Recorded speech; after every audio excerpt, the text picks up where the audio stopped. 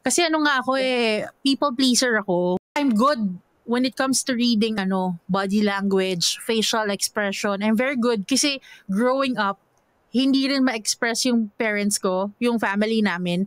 And so you have to always be on the lookout of their reaction kung galit na ba sila. Hindi sila nagsasalita pero nagdadabog, alam mo yon, hindi kumikibo, binabalabag yung pinto. And so growing up, you learn how to read body language, facial expressions, because the more they become silent, the angrier they are.